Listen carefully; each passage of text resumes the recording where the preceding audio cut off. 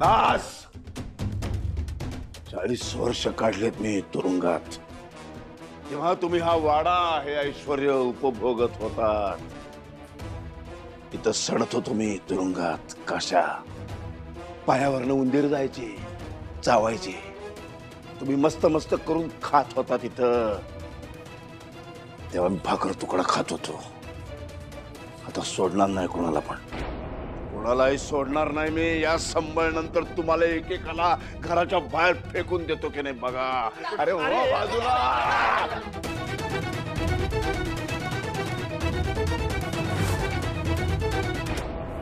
दादा हो काय तुम्हाला चक्कर येते का? मी पाणी आणते. नाही नाही आहे माझ्याकडं.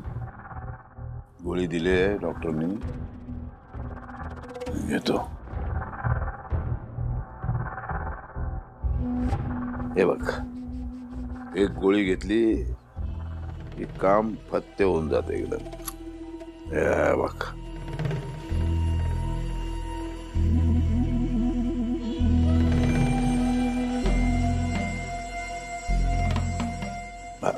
बरं आहे ना?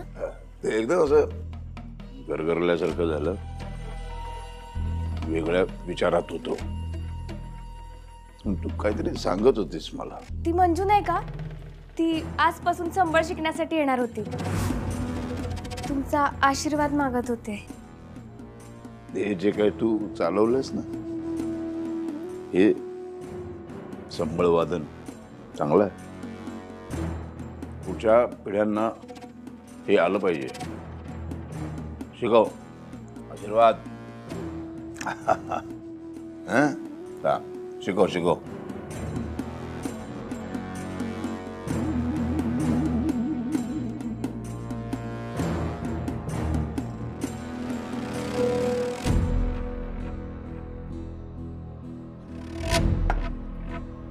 ए ए ए बाबा उठ. अरे उठ. अरे काय नुसत्या झोपा काढतो. काय तुमचं काय बरं आहे बाबा. झोपा काढा. तुमच्या जेवणाची काळजी आम्हालाच. आयतं मिळतं ना सगळं. आमचं बघ किती मेहनत करावं लागते आम्हाला. ये अरे हे नाही शान्या. हे काय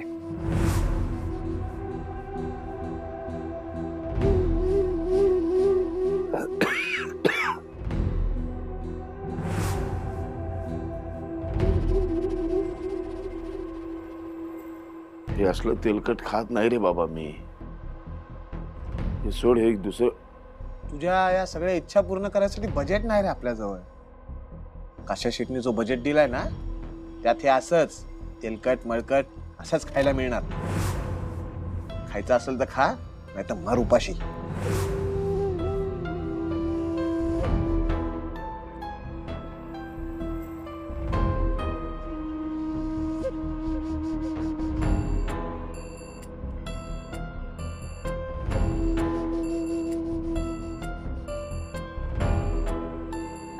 दर दर दर दर दर दर.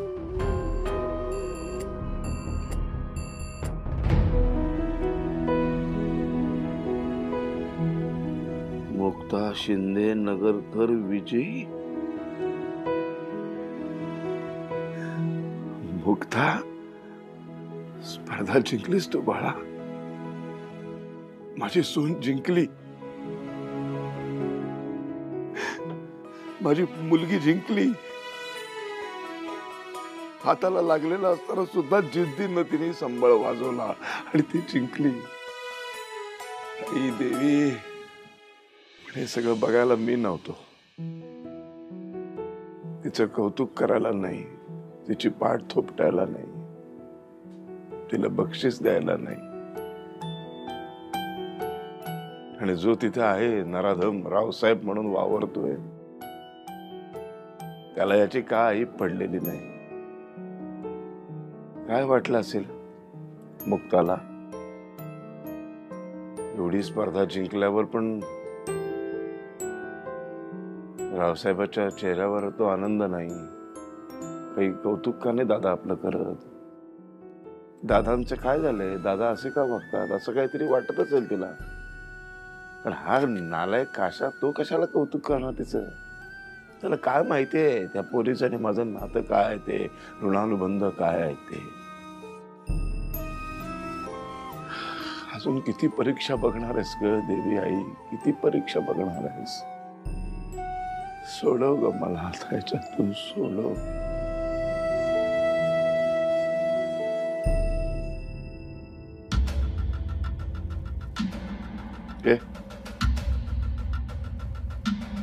काय रे आता काय तुझं?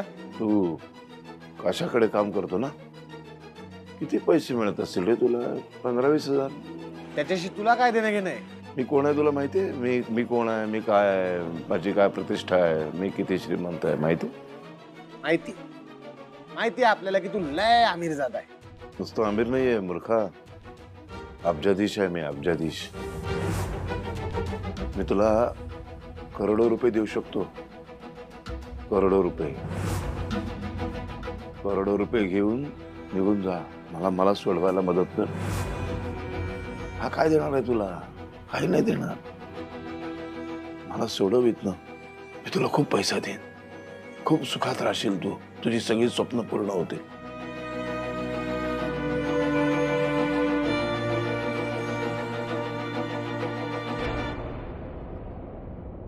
त्याच्या आधी ना तुझ्यासारखाच एक माणूस त्या डांबून ठेवला होता, तोही तुझ्यासारख्याच गोष्टी करायचा. पण त्याला सोडल्यानंतर त्यांनी सगळ्यात पहिले काय केलं? मला पोलिसांच्या हवाली केलं. तुम्ही सगळे श्रीमंत ना, तुम्ही सगळे सारखेच असता. मी तसं नाहीये, तुला माहित नाही रावसाहेब. दिलेला शब्द मी कधी मोडत नाही. ऐक माझं, मला सोडायला मदत कर, मी तुला प्रचंड पैसे देईन. बघ सुखाने राहशील तू, बघ तुझी सगळी स्वप्न पूर्ण होतील. ऐक माझं, सोडव मला. अरे देवाने पाठवलं रे तुला, साक्षात देवदूत आहेस तू. देवाने? देवदूताशी मी खोटं कसं वागेन? मानलं रे, मानलं, चाल मानलं मी तुझ्यासाठी देव आहे. पण त्या सैतानाचं काय? तो काशा शेठ, तो सैतान म्हणून बसलाय ना तुझ्या घरात, त्याचं काय? त्याला जर कळलं ना मी गद्दारी केलीये तर तुकडे करेल माझे तुकडे. अरे ती वेळच येऊ देणार नाही मी. त्याच्या आधी तो पोलिसात असेल, तो आतमध्ये असेल. अरे पोलीस, जेल, अरे ह्याच्यातच त्याचं आयुष्य गेलंय. त्याचं काय? तो असा आत जाईल आणि असा बाहेर निघेल, आणि त्याच्यानंतर माझा कार्यक्रम लावणार. तर तुला कसं पकडेल तो? मी तुला एवढे पैसे देईन की तू बाहेर जाशील, परदेशात जा, सिंगापूर, नेपाळ, असं कुठेतरी पळून जा. ओळखत नाही त्या काशाला. त्या काशा शेठचे असे कित्येक किस्से ऐकलेत मी. गद्दारांना सोडत नाही तो. तो तुला पण नाही सोडणार आणि मला पण नाही सोडणार. तुझा जो पैसा आहे ना, त्याचा तू एवढा माज करतोय, तो माझ्या चितेवर जाळायला कामी येईल, कळलं का? त्याच्यामुळे तुझा पैसा ना तुलाच ठेव. एक गोष्ट लक्षात ठेव, मी पण तुला सोडणार नाही. तिकडनं तो सोडणार नाही, इकडनं मी सोडणार नाही. दोन्हीकडनं तुझी मौत. इथून सुटल्यानंतर तर सोड, पण आता हात सोडायचा. सोड सोड बोललो ना. हात सोड, हात सोड. ते सोड ना. लय डेअरिंग आहे ना तुझ्यात. तुझ्यापेक्षा कितीतरी जास्त पण डेअरिंग माझ्यात आहे. तुला इथं तरी ठोकला ना तरी तो काशा शेठ मला काहीच बोलणार नाही, समजलं का? त्यामुळे लायकीत राहायचं.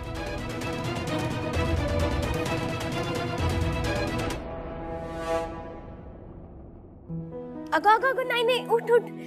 माय पाय नको पडू. मी अजून तुझ्यासारखी विद्यार्थिनीच आहे. लय शिकायचंय. हे आपले गुरु आहेत, ह्यांच्या पाय पड. हो. असू दे बाळा, असू दे, असू दे, असू दे, असू दे, असू दे. कल्याण.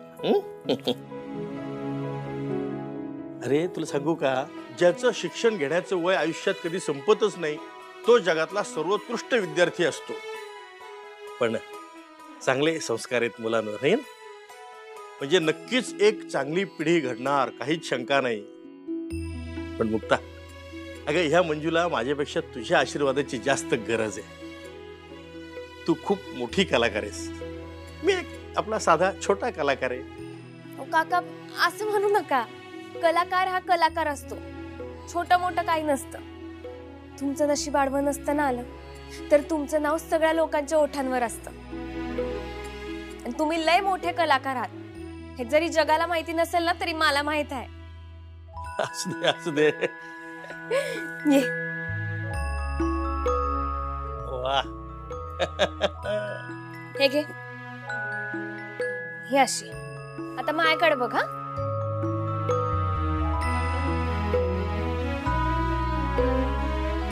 हे बघ, याला चाटी किंवा चाप म्हणतात आणि याला धुमा म्हणतात. हे असं धरायचं, हा,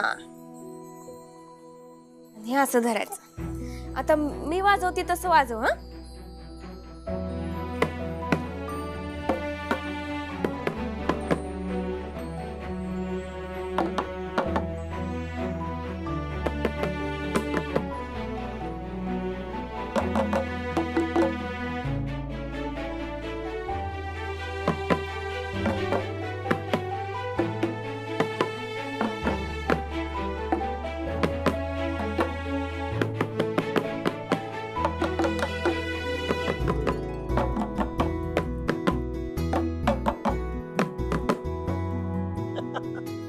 हा वा वा.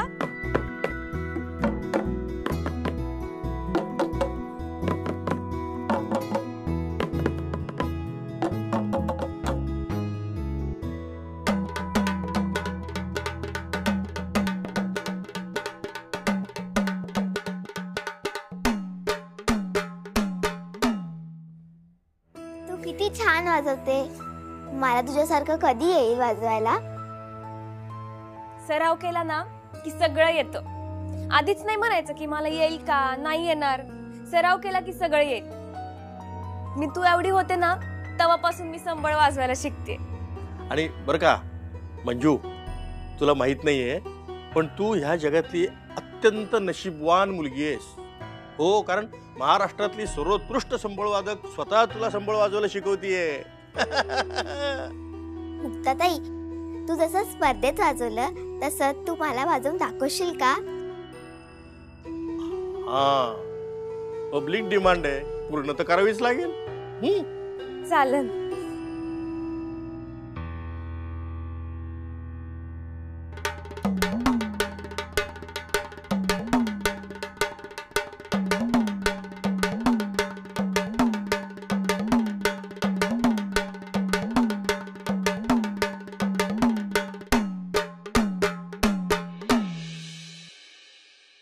मुक्ताची शिकवणी सुरू झालेली दिसतीया. हो, मुलीला संबळ शिकवण्यासाठी मुक्तासारखी शिक्षिका मिळणं ही आजची पिढीची गरज आहे नाही. मुलीने संबळ शिकावं, एखादं वाद्य शिकावं हे मुली इतकं चांगलं कुणाला समजू शकेल. आणि मुक्ता एवढं तर नाहीच नाही. हो. सारंग, तुला पोरगी झाली ना तर ती सुद्धा संबळ वाजवायचा हात धरते की नाही बघ. लाजू नको. आजी काय म्हणते ना ते लक्षात घे. नाही, आणि तुझी मुलगी हट्ट करेल तेव्हा करेल. आता आजीचा हट्ट काय आहे तो लक्षात घे. समजलं का? तुझी आई नातवंडाची वाट बघतीय. हा, आणि तुम्ही पतवंडाची नाही बघत आहात. माझं नाव पुढे करते होय का? तुम्ही पण थांब, अजिबात हालायचं नाहीत ना. बघितलंस वैजंती, नातवाला किती घाई झाली आपली इच्छा पूर्ण करण्याची म्हणून चाललाय. मला दादांनी खूप इम्पॉर्टंट काम सांगितलंय, सो ते मला करायचं. अजिबात हालायचं नाही.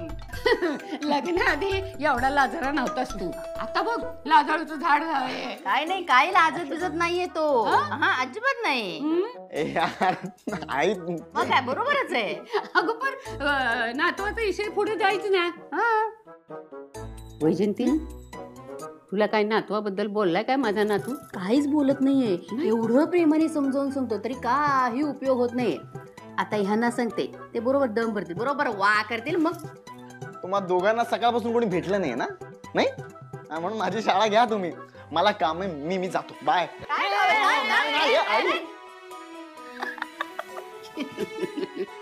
लाजला मनावर घेते. बघूया.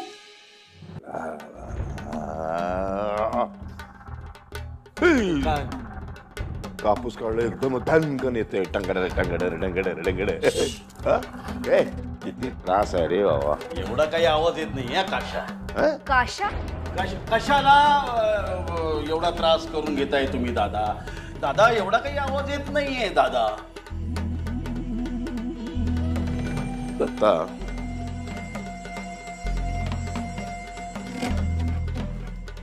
मुक्ताच्या संबळ वादनाचा मला त्रास होऊ शकतो का?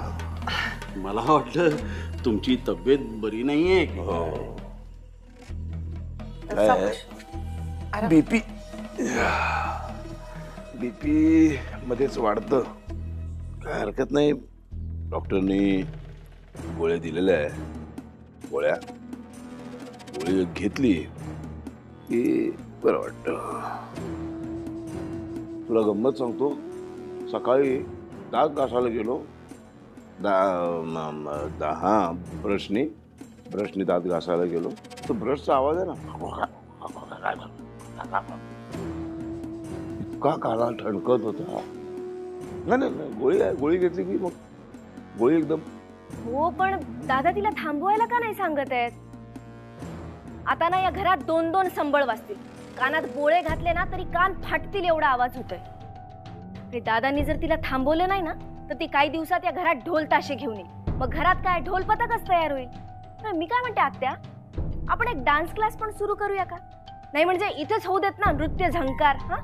आर्या, अगं काही काय बोलतेस? दादा रागवती ना तुझ्यावर. हो, या घरात तसंही राग काढण्यासाठी मीच सापडतीये सगळ्यांना. आणि आत्या, तुझंही वागणं बदललंय हा आता. असं वागणं नाही का बदललं, माणूस बदललाय. काय?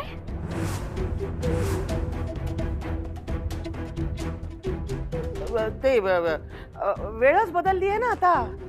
वेळ बदलल्यावर माझं वागणं मला बदलावं लागलं. हो अगं, पण मी तुला असं नाही बघू शकत. तू कसं स्वतःसाठी भांडणारी, डॅशिंग, बिंदास अशी आवडतेस ग मला. मी काय म्हणते आत्या, ते वर्चस्व असणारे दिवस आपण पुन्हा नाही आणू शकत का? हो, आणू शकतो ना. आर्या, बाळा आपण आज जाऊन बोलूया का? दादाला बघ केवढा त्रास होतोय, त्याचं बीपी हाय होतंय. हा, चल चल.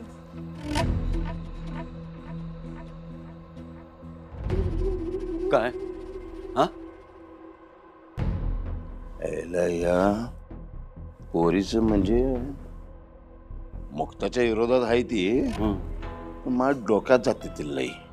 सारखं नाच गाण्याबद्दल बोलते.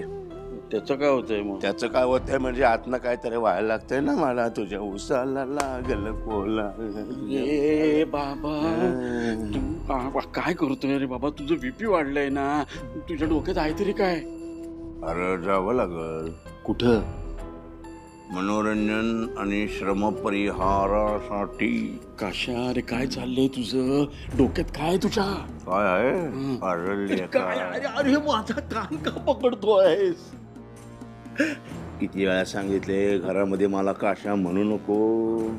पोरीनं पकडले की नाही ते आता?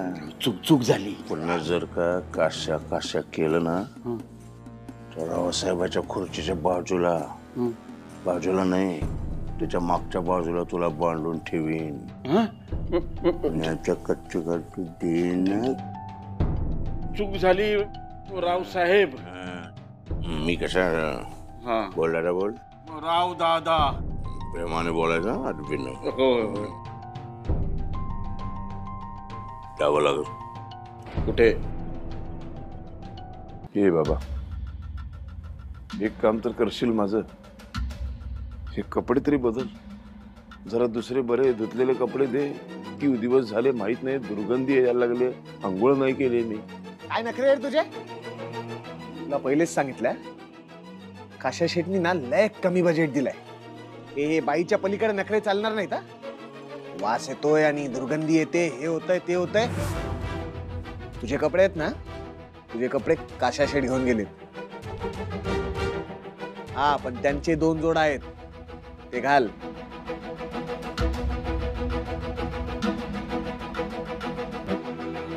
घे, घाल हे कपडे. हे काशाचे कपडे आयुष्यात नाही घालणार.